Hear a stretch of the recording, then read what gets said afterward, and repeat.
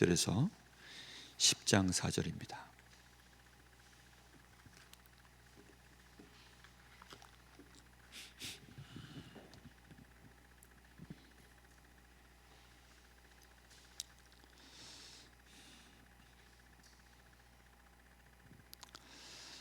오늘 저녁 말씀 제목은 믿음을 의지하라, 이게 제목입니다.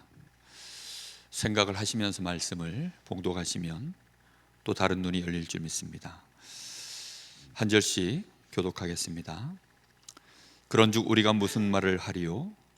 의를 따르지 아니한 이방인들이 의를 얻었으니 곧 믿음에서 난 의요.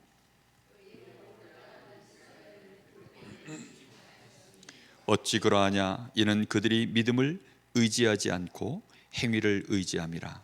부딪힐 돌에 부딪혔느니라.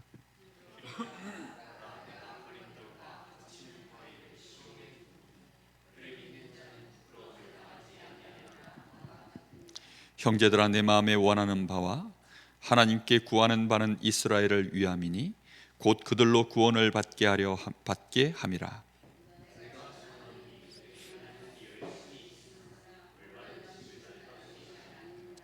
하나님의 의를 모르고 자기 의를 세우려고 힘써 하나님의 의에 복종하지 아니하였느니라.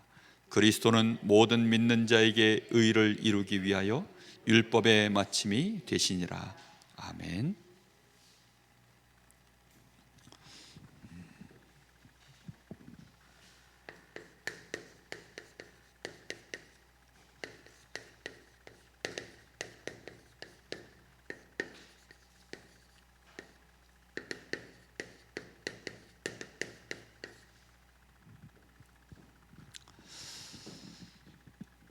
믿음을 의지한다. 오늘 여기 9장 32절에 보니까 그들이 믿음을 의지하지 않고 행위를 의지함이라. 우리 속에 믿음이 있을까요? 없을까요? 있지요. 그죠? 우리 렘넌트들 속에도 있고 저에게도 있고 믿음이 있습니다. 그리고 우리에게는 뭐도 있죠? 행함이라는 것도 있습니다. 근데 중요한 건 무엇을 의지하며 우리가 살아가느냐에 따라서 달라지는 겁니다. 로마서 8장까지는 복음에 대한 설명이라고 했죠. 9장부터는 우리의 삶에 대한 얘기라고 했습니다. 별로 삶에 대한 얘기를 안 하는 것처럼 느껴지지만 지금 믿음의 차원이 달라져 있습니다. 우리가 무엇을 의지해서 가느냐, 충분히 복음에 대한 설명을 했기 때문에 이제는 우리가 그 복음을 믿음으로 구원을 얻고 의롭다 하심을 얻고 하나님의 자녀가 되는 이 영화로움 속에 우리가 들어가 있습니다. 그럼 우리는 우리의 삶을 무엇을 의지하여 우리는 가야 되느냐? 믿음을 의지하여 우리의 삶을 살아내는 것입니다. 우리가 때로는 무너질 때 있고 연약할 때가 있습니다. 그럼에도 불구하고 우리가 우리 자신의 이 연약함, 무너짐이라는 것은 우리의 행함과 연결되어 있는 것입니다. 그것이 무너진다 하더라도 그걸 의지하지 않고 우리가 하나님이 우리에게 은혜로 주신 것들을 내가 알고 그걸 믿음으로 의지하면 낙심하지 않습니다. 이거는 방종한다는 뜻이 아니거든요. 자꾸만 사람들은 이 믿음이라는 걸 정확하게 이해를 못하고 그걸 의지한다는 말이 무엇인지를 모르니까 자꾸 방종으로 떨어집니다. 뭘 안 해도 되느냐? 이런 말로 자꾸 헷갈려해요. 그런 말이 전혀 아니거든요. 흰 말과 하얀 말 같은 말이지만 조금 다릅니다. 엉덩이, 궁둥이 뭐 같은 말이지만 조금씩 약간씩 달라요. 근데 그런 차이를 미세하게 우리가 아는 것보다 더 중요한 건 뭐냐면 믿음을 의지한다? 믿음을 갖고 있다? 이게 달라요. 믿음을 갖고 있으면 구원받은 자입니다. 근데 믿음을 의지한다라는 것은요, 삶의 형태가 달라지는 겁니다. 예를 들어 내가 사람을 사귈 때, 사람을 평가할 때, 이 사람에 대하여 내가 인간관계를 실제 유지해서 삶을 살아갈 때 믿음을 의지하는 사람은 이 사람의 뭘 보죠? 믿음을 봅니다. 행함을 의지하는 사람은 이 사람의 뭘 보죠? 행함을 봅니다. 그게 너무나 다른 차이입니다. 세상에선 뭘 가지고 사람 따집니까? 행함이 좋아야 돼요. 그래서 행함으로 나와진 그 결과, 사람들 앞에 내가 행함으로 보여준 증명해낸 뭔가가 있으면, 그게 좋으면 사람들에게 다 인정받습니다. 아니, 바른 생활하면 싫어할 사람 있을까요? 한 사람도 없습니다. 이 로마서의 말씀은 정말 너무나 많은 부분들을 깨고 있는 것입니다.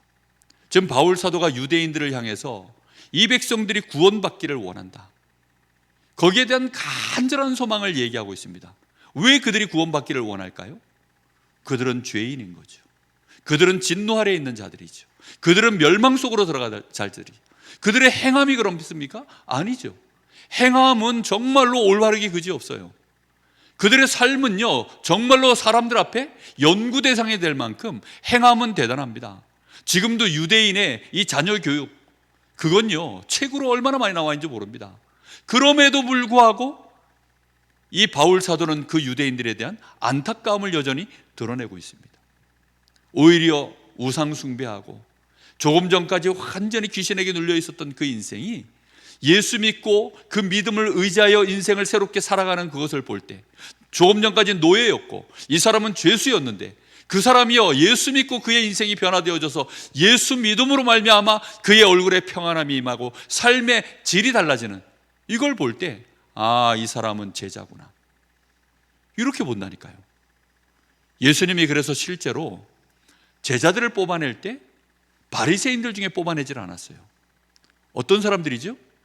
육신적인 행함으로 봤을 때는 C급 정도밖에 안 되는 사람들, 뭐 B급도 아닙니다. 거의 C급 사람들, 이제 이런 사람들을 뽑아가지고 실제 쓰셨다니까요.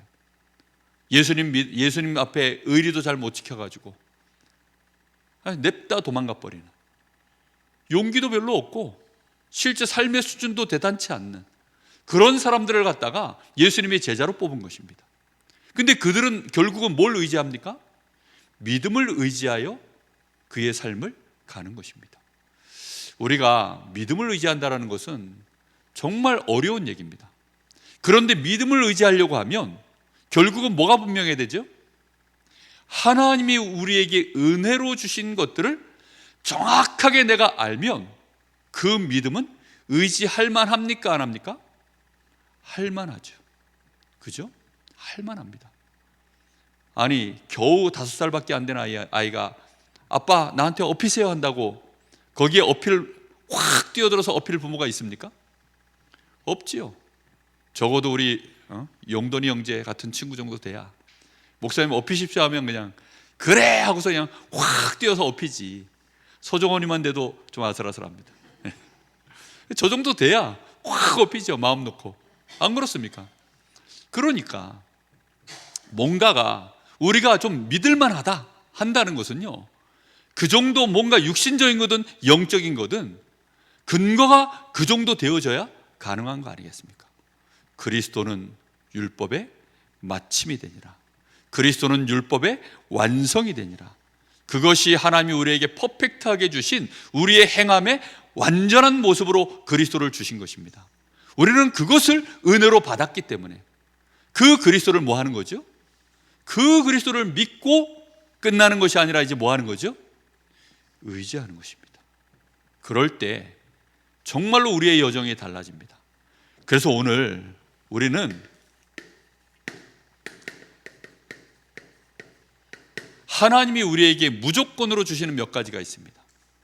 하나님은 이걸 조건을 붙이면 안 돼요. 그게 뭐냐면 하나님이 구원 주시기로 작정된 자에게는 무조건 구원의 은혜를 주십니다. 구원의 은혜를 주실 때 우리를 어떻게 하시죠? 용서하시는 것입니다. 우리를 용서하시고, 그리고는 우리에게 뭘 요구합니까? 그리스도로 말미암아 우리에게 용서하시고 우리에게는 믿음을 주시고 믿음으로 가도록 그걸 요구하십니다. 천주교 교리나 유대인의 교리는 똑같아요. 천주교 교리는 어떤지 아십니까? 삶을요 평생 살아보고 그리고 어떻게 해요? 평점을 매깁니다. 평점을 매기고 그러고 나서 이제 천국 가 보고 평점이 아슬아슬하게 커트라인을 넘어가면 넌 천국, 너는 안 되겠어, 연옥, 넌 지옥. 그래서 연옥에다 대부분 매달아 놓고 밑에 이제 얘기하는 겁니다. 네 부모를 위해서 네 부모가 지금 평점이 딱 1점이 모자라는데 그거 올리려면 네가 여기서 헌금을 얼마를 하면 네 부모가 저 평점 1점을 더 올려가지고 천국 갈 수 있어. 진짜 그 믿음이 있으면 헌금할까요, 안 할까요? 하겠죠. 그게 불교지 그게 무슨 기독교입니까? 유대인들 신앙이 딱 그래요. 자꾸만 그런 식으로 지금 가고 있습니다. 우리는 뭘 알아야 됩니까? 왜 하나님이 우리에게 무조건 그래야 하십니까? 이 원죄 때문입니다. 이 원죄라는 것은 이미 우리와 상관없이 우리의 손이, 우리의 삶이 사단의 손아귀에 잡혀 있는 것입니다. 그리고 우리의 심령 깊은 곳에서는 누구를 의지하지 않아요? 하나님을 두기를 싫어하는 것이 이미 우리 속에 들어있는 상태입니다. 그러니 하나님을 싫다하는데 어떻게 하겠어요? 상처받은 짐승이 사람이 막 따뜻한 손길로 가도요 절대 곁을 안 둡니다. 막 이를 드러내고 막 깨갱거리고 사납게 저항하고 그렇게 하죠. 그럼 그 짐승을 건져내려고 하면 어떻게 될까요? 당연히 손도 한번 좀 깨물리고 아니면 내가 보호장구를 착용해가지고 그렇게 가서 이 연약한 짐승을요 내가 어떻게 하든지 긍휼히 여겨서 끝까지 치료해주고 밥도 먹이고 물도 먹이고 잠도 재우고 그렇게 해서요 이 짐승 하나가 마음문을 완전히 열도록 그렇게 하기까지요 노력이 필요한 것입니다. 하나님은요 우리에게 단순히 그냥 저 물에 빠져있는 사람을 그냥 답다 건져내는 그 정도 수준으로 우리를 구원하신 것이 아닙니다. 완전히 불경건 속에 사단에게 잡혀서 일생을 틀린 지식, 노략질 당한 우리의 철학, 그런 것들을 가지고요 끊임없이 마귀를 섬기던 우리였기 때문에 그곳에 있는 우리가 구원을 받으려고 하면 우리 편에서는 할 수 있는 것이 아무도 없습니다. 한 번은 제가 정말 끔찍한 얘기를 들었어요. 아니 제가 그 불신자 한 분한테 이렇게 물어봤어요. 교회 다녀보셨습니까? 다녀봤대요. 근데 왜 지금은 안 다십니까? 그랬더니 뭐라 그러냐면 자기가 좋아하던 누나가 한 명 있었대요. 근데 어느 날 이 누나가 나와서 간증을 하는 걸 들었는데 그 간증을 듣고 두 번 다시 교회를 안 간다는 거예요. 뭐라고 간증했느냐? 나는 이 죄밖에 없는데 하나님이 예수님을 통해서 내 죄를 다 용서해 주셔서 난 너무 감사합니다. 그 말을 듣고 그때부터 열받아서 교회를 안 간다는 거예요. 아니, 너무나 정확한 복음을 말했잖아요. 그런데 그러면서 그 뒷말이 뭐라 그러냐? 지가 지은 죄를 왜 지가 짊어져야지? 그 개 X 무슨 니은이 뭐 이러면서 와 순간적으로 이 사람 얼굴빛이 확 바뀌는 거예요. 제가 목사인지도 알고 다 아는데 그렇게 말을 하는데요. 이 사람을 위해서 하나님 제가 기도를 해야 될까요? 말아야 될까요? 와, 저는요 불신자 놓고 제가 기도하다가 이런 사람을 놓고 내가 기도를 해야 되면 도무지 제가요 자신이 없더라고요. 이걸 이 사람 위해서 기도해야 돼 말아야 돼. 정말 깜짝 놀랐어요. 얼굴빛이요 완전히 확 바뀌어가지고 그렇게 얘기를 하는데 이건 근데 그런 사람이 구원받으려면 조건 따지면 될까요, 안 될까요? 이 조건을 따지면요 그런 사람 구원 못 받아요. 아니 그러면 따지고 보면 우리는 조건이 맞아요? 하나도 안 맞습니다. 그래서 하나님은 이걸 무조건으로 우리에게 은혜로 주신 것입니다. 이거 구원 안 해내시면 어떻게 되죠? 그 인생 자체가요 영원한 재앙 속으로 어느 날 들어가는데 본인도 몰라요. 갑자기 옵니다. 갑자기 들이닥치는 거예요. 이게 과학으로 해결될 것 같으면 지금 AI가 어마어마하게 발전을 해가고 있습니다. 이제는 박사들도 논문을 써내는데 챗 GPT 가지고 써내고 이러는데 그거 못 쓰면 이제는 안 된다 하고 벌써 RTS 학생들 논문 쓸 때 레포트 낼 때 벌써요 그거 팍팍 돌려가지고 한다. 김동현 서서 보니까 벌써 챗 GPT 그 돌려가지고 학교생활 아주 슬기로운 학교생활 하고 있다고 그런 얘기를 하는 거예요. 그런 얘기 들을 때 그리고 요즘은 챗 GPT가요 설교도 얼마나 잘하는데요. 정말 뭐 언약적 관점에서 예를 들어 성경 몇 장 그거 설교 한 편 써줘 이러면요 쫙 쏟아 나옵니다. 어느 날 이 챗GPT가 듣는 그 복음을 듣고 그러면 우리가 예수님 영접하면 하나님 자녀 됩니까? 안 됩니까? 네? 이거 헷갈리죠, 그죠? 진짜 막 이런 시대가 옵니다 지금. 그러면 우리의 영적 문제가 이 과학으로 그럼 해결되느냐? 문제는 안 되는 거죠. 이 과학 이전에 챗GPT가 뭐라 말했냐가 중요한 게 아니라 그 GPT가 말한 그 내용이 실제적으로 하나님이 이루신 일이냐 아니냐의 문제인 거죠. 무슨 말인지 이해됩니까? 하나님이 진짜 이루신 일을 우리한테요 컴퓨터가 말해주면 듣고 믿으면 구원받죠. 왜요? 책에 써져 있는 내용을 보고 우리가 믿으면 구원받는 거 똑같은 겁니다. 중요한 건 뭐냐? 과학이 우리 죄를 해결 못한다는 겁니다. 과학이 우리의 원죄를 해결 못하고 사단을 해결 못합니다. 그 사실을 알아야 돼요. GPT가 주 예수 이름을 영원하니 귀신아 떠나가라 하면 떠나갈까요? 안 떠나갈까요? 요것만큼은 확실하게 안 떠나갑니다. 분명하게 알아야 돼요. 우리가 과학이 해결 못한다는 사실 뿐만 아니라 종교가 이걸 해결 못한다는 사실. 그래서 이 무조건이라는 말의 범위가 우리의 삶의 영역에 어디까지 갈 것인가, 이게 너무 중요한 부분입니다. 하나님은 우리에게 그래서 이걸 주시는 겁니다. 은혜예요. 은혜를 주실 때 조건을 안 달아요.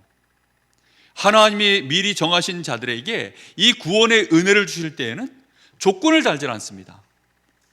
은혜라는 말 자체가 뭐죠? 무조건입니다. 그냥 선물로 주는 거예요. 선물로. 물론 사람들이 주는 선물은 부담스럽습니다.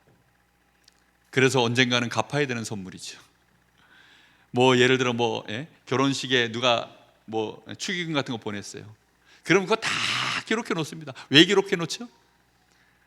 특히 액수를 정확하게 기록해 놔야 돼요. 이 사람이 얼마, 이 사람이, 그럼 나도 이제 거기에 참고해서 이제 그렇게 갚으려고 기록을 해 놓는 거죠. 세상은요 공짜가 없습니다. 그런데 하나님의 은혜는 공짜가 아니라 갚을 길이 없기 때문에 그냥 주시는 겁니다.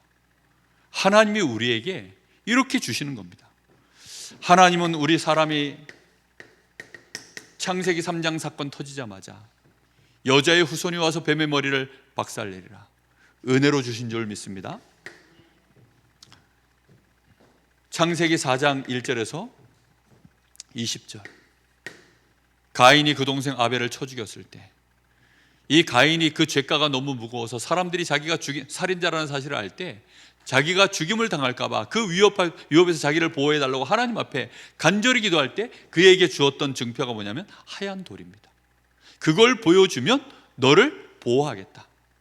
그런 하나님이 주시는 은혜들, 그 돌멩이 하나는 아무 의미가 없죠. 그런데 하나님이 그것을 가지고 그렇게 하시겠다고 하는 겁니다. 자, 창세기 6장 14절에서 20절, 방주 안으로 들어가면 다 산다는 것입니다. 이게 전부 누가 하시는 일이죠? 하나님 주시는 은혜입니다. 이스라엘 백성을 출애굽시킬 때 양의 피를 바르는 그날 하나님이 이스라엘 백성을 출애굽시켰습니다. 저 바벨론에 멸망당해 있을 때 하나님은 보라 처녀가 잉태하여 아들을 낳으리니 임마누엘 하셔서 출바벨론의 역사, 완전한 승리의 역사의 모든 분들을 함께 하심으로 임마누엘로 하나님이 역사하시겠다. 이게 전부 은혜입니다. 실제로 우리 주님이 오셨죠. 주는 그리스도시요 살아계신 하나님의 아들이십니다. 이 고백하자마자 반석 위에 세워진 교회, 음부의 권세가 너를 이기지 못하며 천국 열쇠를 내가 너에게 주노라. 이것이 하나님이 주신 은혜입니다. 이 은혜를 알 때 오늘 주신 이 본문의 말씀이 이게 진짜 이해가 되어진 겁니다. 이방인들이 어떻게 해서 의인이 되었습니까? 이방인들이 어떻게 해서 영광스러운 존재들이 되어졌습니까? 오직 예수 그리스도로 말미암아 그렇게 되어진 것입니다. 많은 사람들이 자꾸만 착각하는 거, 자신의 이 행함의 이 잘했던 것들에 대해서 그 가치가 너무 미련이 생기는 거예요. 그걸 그래서 의지합니다. 그래서 그 가치에 대하여 인정받기를 원하고, 자기도 그 가치에 대하여 자신의 어떤 존재감을, 자부심을 갖기를 그렇게 원해요. 그런데 어느 날 그게 무너지면 어떻게 되죠? 아, 내가 이러려고 이렇게 발버둥 치며 살았나 라는 생각을 하는 겁니다. 정말 많은 사람들이요, 성공한 사람들일수록 그런 사람들이 너무나도 많아요. 그러다 보니까 믿음을 의지한다라는 이 말이 와닿지를 않는 것입니다.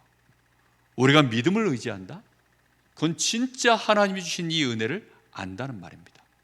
이 은혜를 내가 붙잡고, 그 은혜로 말미암아 내가 믿었고, 그 믿음으로 말미암아 이제는 나의 삶이 하나님의 축복된 여정으로 정말로 영화롭게 되어지는 그 자리까지 내가 설 수 있음에 대하여 믿는 것입니다. 우리 자신이 지금 모습을 우리는 완성형이라고 생각하지 않습니다. 근데 자꾸만 뭔 생각을 하느냐, 내가 현재 나의 이 연약한 모습을 그게 나라고 생각하는 거예요. 그러면 어떻게 됩니까? 쓸쓸해집니다. 특히 여자분들은 갱년기 오면 또 몸이 한번 무너지잖아요. 뭐 저는 갱년기를 겪어보지 않아서 모르겠는데 열이 그렇게 확 오른다면서요. 그리고 갑자기 화가 팍 난다면서요. 예? 그리고 또 그러다가 또 눈물이 폭 나고, 예? 막 그런다면서요. 예? 아니 근데 요즘 저도 갱년기인 것 같아요. 눈물이 많아졌어. 아니 별것 아닌데 누가 코 시울만 찡해주면요 같이 찡해져요. 이상해졌어요. 한때 저희 집사람 저보고 눈물이 없는 사람이라 그랬는데 요즘요 눈물이 많아져. 그 폭삭 속았수도 보고는요 막 진짜 얼마나 울었는지. 아, 요만한 핸드폰 갖고 가지고 들여다보고 앉아 있으면서 그 식탁에 앉아가지고 이렇게 이제 보는데요. 야, 그거 보는 내내 뭐 은근히 사람을 갖다 많이 자극하대요. 그래가지고 뭐 한참을 휴지를 막 얼마나 뜯어가 썼는지. 그러면 우리가 육신적인 걸 기준 삼으면 약해진 겁니까? 모자란 겁니까? 바보가 된 겁니까? 이상해진 겁니까? 우리는 육신을 기준 삼으면 정말 마치 뭐와 똑같냐, 배를 타고 가다가 물 위에다가 엑스페 놓고 거기다가 내가 귀중하게 여기는 황금 하나를 여기다 던져놓는 거 똑같아요. 육신의 컨디션이 계속 바뀝니다. 나이도 바꾸고 환경도 바뀌고 삶도 바뀌고 모든 조건들이요 전부 바뀌어요. 그런데 그걸 의지해서 나라는 존재에 대하여 확신을 갖는다? 그건 어리석은 것입니다. 하나님은 우리에게 그래서 완전한 은혜를 준비하시고 믿음도 우리에게 선물로 주시고 그걸 의지하여 살아갈 수 있도록 주의 성령께서 우리와 함께 하시는 줄 믿습니다. 분명히 우리는 그래서 마음에 담으셔야 됩니다. 오직 의인은 무엇으로 말미암아 산다고요? 믿음으로 말미암아 살리라. 믿음으로 말미암아 사는 것입니다.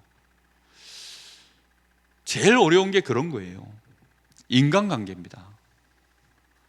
오랜만에 이제 종원이가 들어왔으니까 종원이하고 뭐 이런저런 얘기를 많이 했죠. 근데 얘기하면서요 저는 똑같습니다. 우리 여기 영돈이 형제하고도 대화를 하면 똑같은 얘기를 합니다. 사실 우리 랩런트들 만나면요 다 똑같은 얘기를 합니다.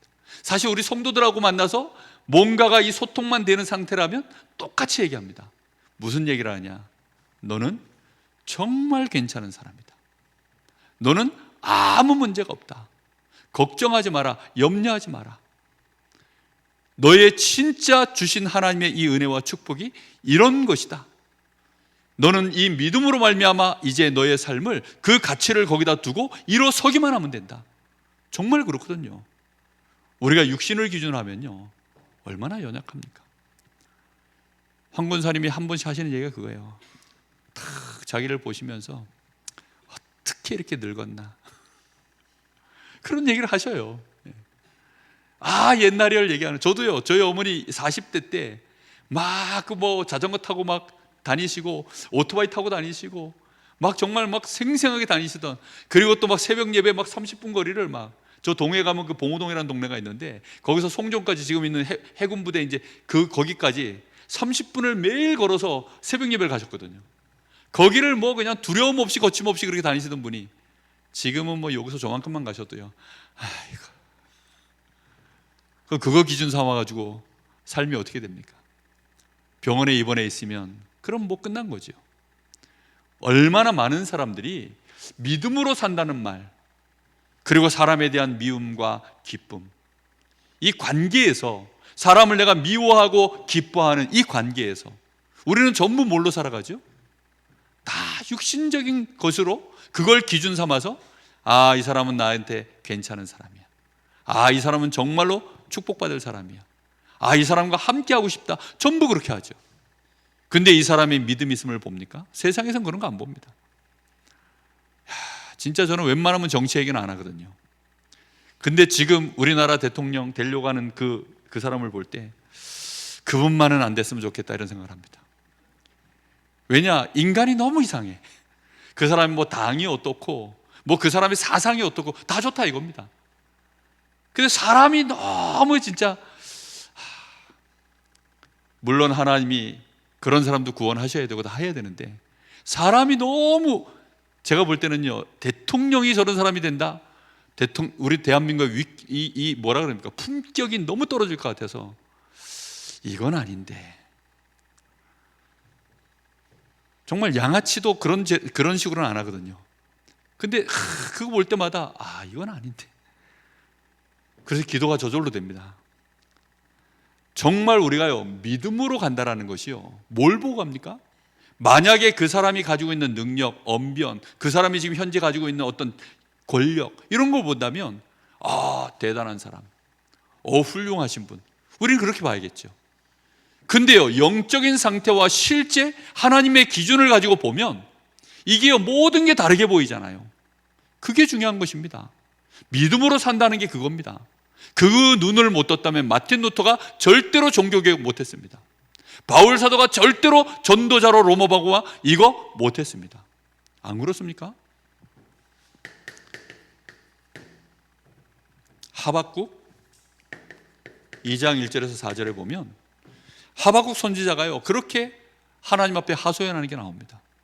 아니, 저 악한 자가 어떻게 자기보다 더 의로운 자를 저렇게 집어삼키는데 하나님 그냥 두십니까?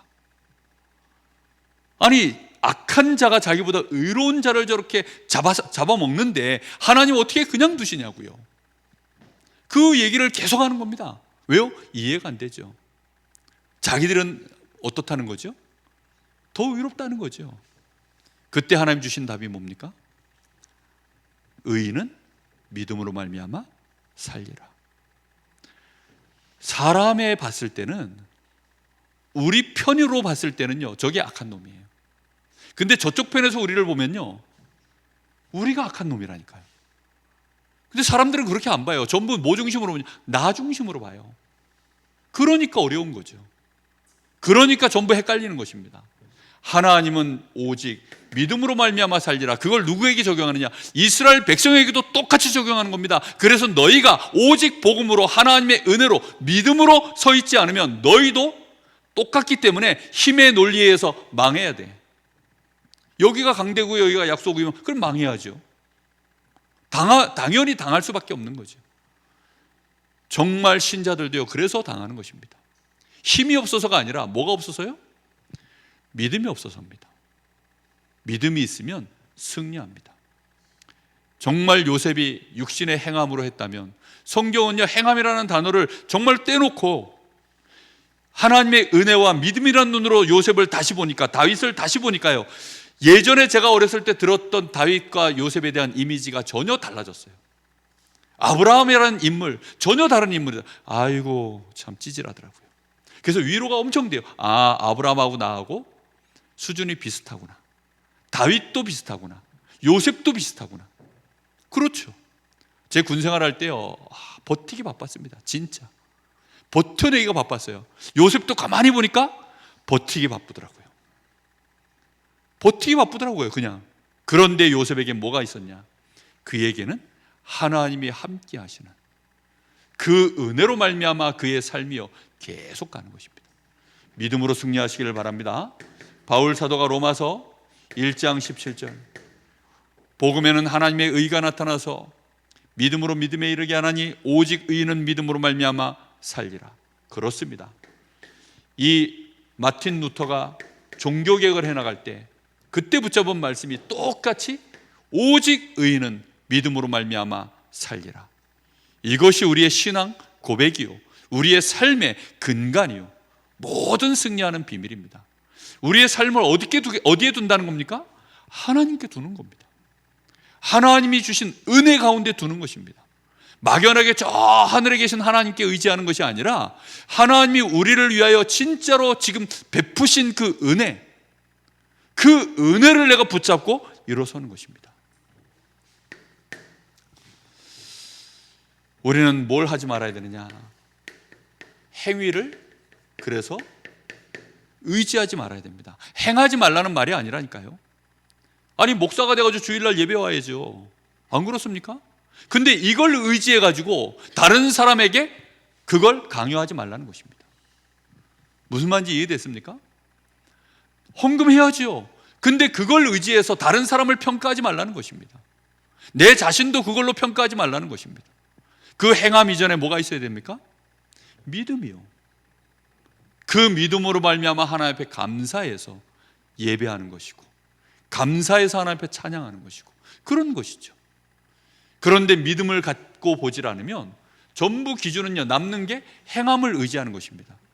이렇게 되어지면, 행함을 만약에 의지한다 이러면 반드시 하나님이 주신 은혜들이 전부 우리에게는 뭐가 되어버려요?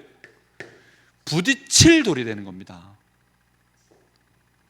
부딪히는 건 시간 문제인 부딪힐 돌이 되는 거예요. 그 무한공항에, 아니 그 활주로 끝에 왜 그런 것들을 만들어놔가지고, 그 콘크리트 구조물을 그 활주로 끝에 만들어놔가지고 결국은 부딪힐 돌이 돼가지고 산산이 부서져서 그 안타까운 생명들이, 정말 이 조종사는요 기가 막히게 착륙을 했더라고요. 근데 그 앞에 부딪힐 돌이 있어가지고 거기에 그냥 부딪혀서 그 수많은 생명들이 죽었잖아요. 하나님이 우리 앞에 베푸시는 이 놀라운 은혜가 행함으로 가면 무조건 어떻게 되어지죠? 부딪히게 되어 있습니다. 그러면 그 부딪힘이, 나는 믿음으로 가고 이 사람은 행함으로 갔을 때 누가 이길까요? 누가 더 숫자가 많을까요? 믿음파와 행함파, 누가 숫자가 많을까요? 압도적으로 행함을 주장하는 사람들이 많습니다. 그리고 누구도 공감할까요? 압도적으로 모든 종교인들이 다 공감을 합니다. 압도적으로 불신자들도요 다 공감을 합니다. 그렇죠?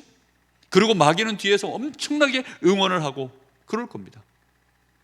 그러니요, 이겨낼 재간이 있습니까? 모든 책이요 다 그렇게 얘기하는데, 이 부딪힐 돌이 왔을 때는 정말 모든 종교와 모든 책과 심지어는 성경을 보고 있는 학자들조차도요 이 부딪힐 돌에 대해서요 거북하게 여기는데요. 이거는 무서운 얘기입니다. 정말 우리가요 이 부딪힐 돌, 혹시 부딪혀 계신 분 있습니까? 이 부딪힐 돌에 혹시 부딪힌 분들이 있습니까? 인간관계에 부딪혀 있습니까? 아니면 나의 삶에 지금 중요한 여러 가지 이런 것들에 부딪혀 있는 것들이 있습니까? 부딪혔다면 나는 행함을 의지하고 있는 것입니다. 이걸 의지하고 있는 거예요. 사람들은 그런 얘기합니다. 잘못했으면 잘못한 죄가를 받아야 된다. 당연히 받아야죠. 그죠? 근데 그 죄가를 받고 안 받고가 우리도 모르게 안 받으면 왜 안 받냐고 따지는 거예요. 안 그렇습니까? 그래서 앞에 주시는 말씀이 그거예요. 하나님이 진노의 그릇에게 당장 여기다 우르릉 꽝꽝꽝 해가지고 작사를 내야 되는데 왜 하나님이 여기다 벌을 안 줍니까? 지금 하박국 선지자도 그 얘기예요. 왜 이 백성들이 고난을 당해야 됩니까? 그것도 하나님이 직접 해주시면 좋겠는데, 아니 저 할례받지 못한 우상 숭배하는 저 인간들, 우리보다 훨씬 저 구더기 같은 저 인간들이 우리한테 어찌 감히 그럴 수 있습니까?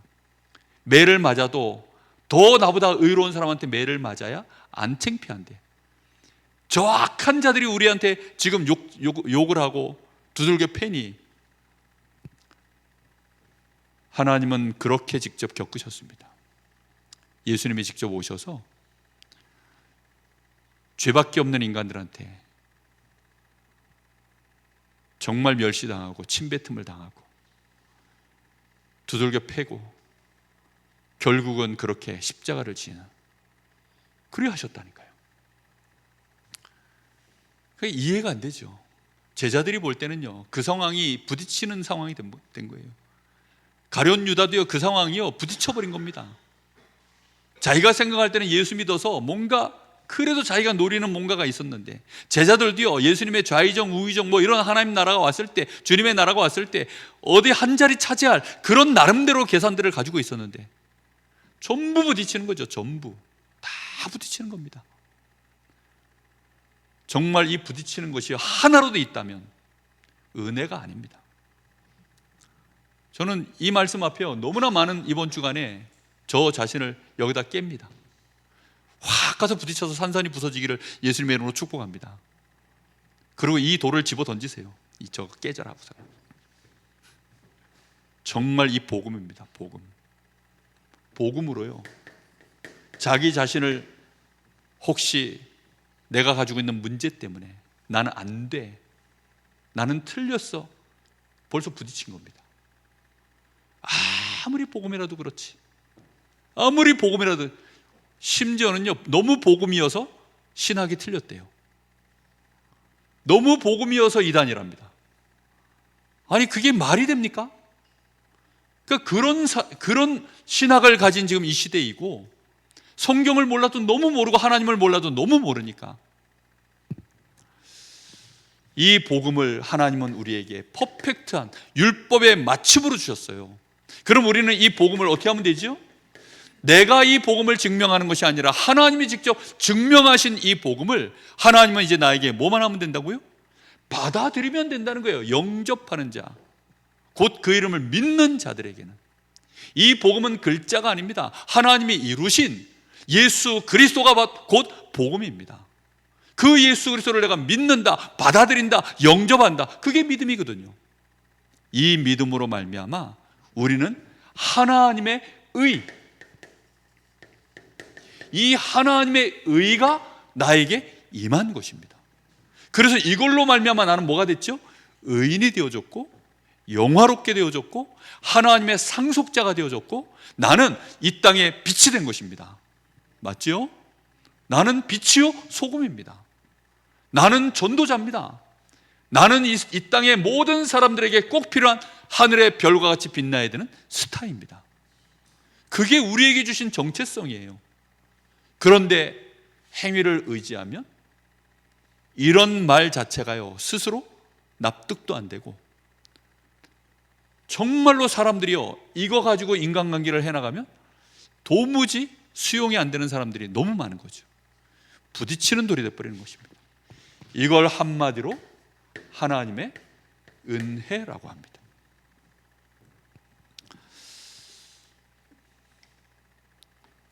우리가 은혜 찬양 보면 그 일반 은혜에 대한 가사들이 많아요. 뭐 해가 뜨고 지는 것, 뭐 이런 내용들. 근데 2절 가면 이제 특별 은혜가 나옵니다. 내가 하나님의 자녀로 삶을 살아가고 오늘 예배하고 기도하는 삶, 특히 복음을 전할 수 있는 그것은 다 하나님의 은혜였어. 그렇죠? 정말 전부 하나님의 사실은 은혜로 다 되어지는 것들입니다. 소유권을 주장할 수 있는 게 아무것도 없어요. 우리가 권리를 주장할 수 있는 것이 사실은 없습니다. 그걸 언제 우리가 알죠? 죽으면 알아요. 죽으면. 아무리 뭐 돈이 많아도요, 그게 진짜 내 거면 천국에 들고 가면 되는데 못 들고 갑니다. 못 들고 가요. 아무리 명품백 뭐 쫙 방 하나에 뭐 쫙 다 있어도요, 오늘은 이거 360월 다른 거 전부 들 만큼 명품백이 있어도요 못 들고 갑니다. 내 거 아무것도 없어요. 별로 미련이 없는 거죠. 그런 거에 대해서 생각보다 저는요 그런 게 관심이 없어요. 그래서 진짜 우리가 행함을 의지하면 근데 이게 걸리는 거예요. 걸려요. 내 속에 믿음도 있고 행함도 있는데 이게 나쁘다는 게 절대 아니라니까요. 근데 이거는요, 퍼펙트하지 않습니다.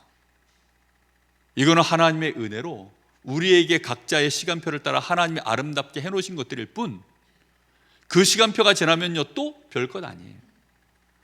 조금 전에 해놓은 밥, 막 전기밥솥에서 착 해가지고 조금 전에 해놓은 밥 그거 딱 뚜껑 딱 열어서 밥 한 그릇 딱 떠놓으면 얼마나 맛있습니까? 반나절만 지나보세요. 그 밥에서요 냄새 납니다. 하루만 더 지나보세요. 쉬어가지고 먹지도 못합니다. 그 밥이 아니라니까요. 그거를 사람들이요 너무 어리석어서 이걸 이해를 못하는 거죠. 그래서 마태복음 20장 1절에서 16절, 포도원 품꾼, 천국은 마치 포도원의 일꾼을 드리려고 아침 일찍 나간 주인과 같다. 그렇습니다. 이 사람들은 아침에 7시에 부름받은 이 품꾼들은 결국 누구를 원망합니까? 아침에 일찍 부름받았기 때문에 이 사람들은 결국은 주인을 원망합니다. 왜요? 하루 해를 이겨냈다는 거죠. 자기들 나름대로 땀을 흘렸다는 거죠. 그래서 주인이 자기한테 약속한 그러면 품삯을 안 줬냐? 줬거든요. 줬는데 왜 그래요? 알 수가 없죠. 기준이 뭐예요? 믿음에 있지 않아서 그래요. 약속은 주인이 믿음으로 우리에게 약속하기를 한 데나리온, 그걸 약속으로 준 겁니다. 그걸 믿으면 그냥 깔끔하게 끝나는 얘기예요. 아니 5시에 온 사람에게도요 한 데나리온 주기로 주인이 약속한 거예요. 그게 약속입니다. 그 약속에 근거하면요 불평불만할 게 아무것도 없어요. 저 5시에 온 사람에 대해서 비난할 이유가 없습니다. 자기가 하루 해를 이겼던 이틀 해를 이겼던 약속된 게 없으면 한 데나리온 못 받습니다. 안 그렇습니까? 포도원 밖에서는요 날고기고 천하 없이 목숨을 걸고 다 해도요 주인하고 아무 상관이 없어요. 그 안으로 들어온 자체가 은혜입니다. 그렇거든요. 그 안으로 들어온 이 사람들은요 주인을 원망한 거예요. 그리고 5시에 일하러 들어온 일꾼들을 향해서 비난하는 거죠. 누가복음 15장 1절에서 22절. 첫째 아들과 둘째 아들, 누가 더 낫습니까? 첫째 아들이 낫습니까? 둘째 아들이 낫습니까? 나은 인간이 별로 없죠. 그렇죠? 첫째는 행함을 열심히 해가지고, 그래서 그거에 대한 나름대로 이 기득권, 이 정도면 내가 아버지 앞에 뭘 그래도 잘못된 게 나왔을 때 이게 잘못됐습니다 내가 말할 정도는 된다라는 생각을 하는 거죠. 근데 아버지는 어떻게 하죠? 얘야 그러지 마라. 아버지 마음으로 이제 얘기하는 거죠. 둘째는 어떻습니까? 완전 망가져 놓으니까 할 말이 없어요. 그냥 황송할 따름이죠. 그냥. 그래서 그냥 황송해서 이러지도 못하고 저러지도 못하고 형이 뭐라 하면 쪼다같이 그냥 얘를 들을 수밖에 없는 입장입니다. 그러면 그러라는 겁니까? 첫째 같은 둘째의 은혜를 받으시기를 예수님으로 축복합니다. 그게 어려운 거예요. 믿음과 실력을 겸비한다는 것이요 그게 어려운 겁니다. 믿음을 강요하면요 행함을요 가치 없게 봐요. 이게 얼마나 중요한데요. 또 행함을 강조하면요 뭘 가치 없이 봐요? 믿음으로 기도한다 어쩐다, 주일 나와서 예배한다, 그것처럼 어리석은 거예요. 진짜 어렵습니다. 하나님의 이 은혜라고 하는 기준으로 안 보면, 우리 사람 편에서 보면요 이것도 이상하고 저것도 이상해요. 하나님 주신 은혜를 알아야 됩니다. 그렇게 안 되면 큰아들은 원망까지는 안 했는데 삐졌어요. 자꾸 이제 삐져버리는 인생이 돼버려요. 시험 드는 거죠. 자기도 모르게.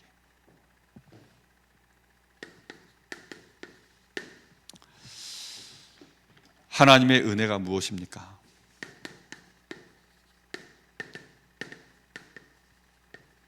하나님이 나의 아버지가 되어주신 것. 하나님 은혜 끝 맞죠? 또 있습니까? 없어요. 하나님이 그러면 무서운 하나님이 아니죠. 나를 사랑하시는 아버지입니다. 예수님은 뭘 하셨습니까? 그리스도가 되어주셨습니다. 이게 은혜입니다. 그리스도가 되셨다는 말은 뭐죠? 나를 위해서 희생하셨다는 겁니다. 내가 하나님의 자녀가 될 수 있도록 하나님이 나의 아버지가 되셔서 하나님이 나를 마음껏 사랑을 쏟아부을 수 있는, 내가 얼마든지 법적인 자격을 퍼펙트하게 가질 수 있도록 율법의 마침이 되신 참된 희생양이 되신 것입니다. 그래서 이 예수는 하나님의 최고의 은혜입니다.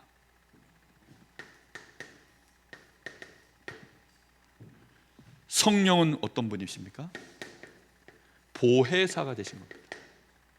그래서 우리가 정말 아무것도 아닌 너무너무 연약한 우리가 보호를 받고 이 하나님이 은혜로 주신 것들을 알게 만들고, 그리고 우리에게 믿음을 더할 수 있도록 가르치시는 보혜사가 되셔서 정말 하나님이 우리와 함께 하시는 이 놀라운 축복을 누려갈 수 있도록, 그게 보혜사 성령의 역사입니다. 은혜인 줄로 믿습니다. 그리고 이 모든 것들을 우리가 분명하게 알 수 있도록 하나님은 우리에게 말씀을 주신 것입니다. 이 말씀은 우리에게 뭘 지켜라 말아라 이게 아니라 우리에게 뭘 주신 겁니까? 우리에게 대한 하나님의 축복된 모든 내용들을요, 약속으로 우리에게 주신 것입니다. 이게요, 말씀의 내용이에요. 이 언약을 붙잡은 이 언약은 그래서 우리에게 뭐가 되어지죠? 하나님의 은혜의 증거입니다. 완벽한 증거예요. 그럼 우리 편에서 할 수 있는 일은 딱 하나밖에 없죠. 뭐 하는 거죠? 믿음으로 서는 것입니다. 그래서 은혜가 이렇기 때문에 우리 편에서 할 수 있는 것은요, 딱 하나입니다. 믿음으로 이 은혜 붙잡고 또 아멘 하는 것입니다. 뭐 딴 게 있겠습니까? 아멘, 그거밖에 없습니다. 감사하면 감사합니다. 할렐루야. 정말로 혹시 내가 부딪히는 돌이 와서 여기에 부딪혀가지고 괴롭다? 그러면요, 그 괴로움은 내가 틀렸다라는 것을 의미합니다. 환난이라는 것이 그런 의미예요. 그래서 그런 고난과 어려움 앞에서 쓸데없이 그 앞에서 자빠져 있지 말고 뭐 하라는 겁니까? 믿음으로, 은혜로 다시 붙잡고 또 일어서라는 것입니다. 도무지 수용 안 되는 문제가 왔습니까? 그때 또 복음 앞에 하나님의 은혜 앞에서 또 다시 보라는 것입니다. 그래서 도무지 안 되는 그걸 우리가 이겨내버리면 어떻게 돼요? 그러면 또 이제 도무지 안 되는 문제 속에 있는 사람들을 살리는 증인 되는 것입니다. 그리고 그곳에서 하나님의 은혜의 영광을 또 찬송하는 증인이 되어지는 것입니다. 우리 같이 잠시 합심하여 기도합니다. 믿음을 의지할 때만 알게 되는 것들이 있습니다. 진짜 믿음을 의지할 때 그때만 놓을 수 있는 것들이 있습니다. 미련스럽게 놓지를 못하는 것을 놓을 수 있습니다. 문제가 아닌데 문제라고 붙잡고 있는 거 놓을 수 있습니다. 갈등거리가 아닌데 갈등거리로 붙잡혀 있는 것에서 내가 빠져나올 수 있습니다. 이건 위기도 아닌데 위기라고 생각하는 거기에서 빠져나올 수 있습니다. 이제는 우리가 평안을 누릴 수 있습니다. 믿음을 의지할 때 그때에야 복음이 보이고 하나님의 은혜가 진짜 누려집니다. 하나님, 이 시간 우리에게 믿음을 더하여 주옵시고 믿음을 의지하여 가게 하옵소서. 오직 믿음으로 말미암아 살게 하옵소서. 우리 같이 기도합니다. 살아계신 하나님께 감사를 드립니다. 하나님이 우리에게 주신 은혜가 무엇인지 저희들이 알게 하옵소서. 주의 성령께서 은혜로 주신 것들을 보게 하여 주시옵소서. 성삼위 하나님께서 우리와 함께 하시는 그 놀라운 비밀들을 깨닫게 하여 주옵시고 그 은혜로 말미암아 이제 우리가 믿음을 의지하여 나아갈 때 완전히 승리할 수 있음을 하나님 저희들이 알게 하여 주시옵소서. 성령의 충만함을 부어주시기를 간절히 원합니다. 하나님, 아무것도 아닌 우리 육신의 이것들을 붙잡고 하나님 그것으로 인하여 우리가 시험 들고 낙심하고 갈등하고 문제 속에 빠지지 아니하도록 주여 우리의 인생의 연약함을 진정으로 알게 하여 주옵소서. 우리 인생의 원죄가 무엇인지, 우리 속에 들어있는 이 불경건의 상태가 무엇인지, 정말로 하나님의 은혜가 아니고서는 안 되어진다는 사실들을, 이 절대 불가능의 사실들을 저희들이 깨닫게 하여 주시기를 원합니다. 하나님의 은혜로 우리에게 베푸신 이 놀라운 구원의 역사, 그래서 예수 그리스도로 말미암아 우리가 믿음으로 하나님 앞에 참 의를 얻고 하나님의 자녀가 되어지고 참된 평안을 우리가 누릴 수 있도록, 하나님과 화평할 수 있는 자들로 우리 인생 여정이 걸어갈 수 있도록 하나님 주신 이 놀라운 은혜가 하나님 저희들에게 진정으로 발견되어지게 하시고 깨달아지게 하여 주옵시고 누려지는 믿음의 삶 살아갈 수 있도록 주님 역사하시길 간절히 원합니다. 악한 원수마귀가 우리로 하여금 완성되지 않고 아버지 하나님 부족하고 더럽고 아버지 하나님이 아무것도 아닌 세상의 의를, 우리 육신의 의를 의지하여 정죄하고 판단하고 비판하며 분열시키며 정말로 서로 이간질하고 싸우게 만드는 이런 시대 속에 하나님, 저희들이 믿음으로 서 있는 이 의에 들어가게 하여 주옵소서. 믿음으로 서 있는 하나님의 은혜의 이 아래에서 정말로 저희들이 이제는 우리 인생을 하나님의 자녀로서 온전히 우리 자신에 대하여 감사하며 감격하며 자부심을 갖고 온전히 일어설 수 있도록 주님이 역사하시길 간절히 원합니다. 하나님의 문 영혼들을 바라볼 때마다 하나님 그들이 가지고 있는 육신적인 기준에 속지 않게 하여 주옵시고 그것 때문에 흔들리지 말게 하여 주옵시고 우리가 우리 자신을 볼 때, 사람을 볼 때, 세상을 볼 때 하나님의 정확한 계획과 시간표를 바라볼 때마다 하나님 믿음의 눈으로 볼 수 있도록, 믿음을 의지하여 나아갈 수 있도록 주님 역사하시길 간절히 원합니다. 오직 믿음으로 말미암아 아버지 하나님, 바울 전도자 바울이 한 시대를 살려냈던 것처럼, 하나님의 마틴 루터가 한 시대에 타락해 있는 교회를 개혁해냈던 것처럼 오직 믿음으로 말미암아 일어설 수 있도록 주님이 역사해 주시기를 간절히 원합니다. 우리의 삶의 여정이 오직 믿음으로 일어서게 하여 주시옵소서. 진정으로 하나님이 우리에게 베푸시는 이 놀라운 완전한 은혜를 이제는 저희들이 그 발판 위에 우리의 여정을 걸어갈 수 있도록 믿음으로 승리케 하옵소서. 주님 역사하여 주시옵소서. 감사합니다. 하나님 은혜를 감사합니다.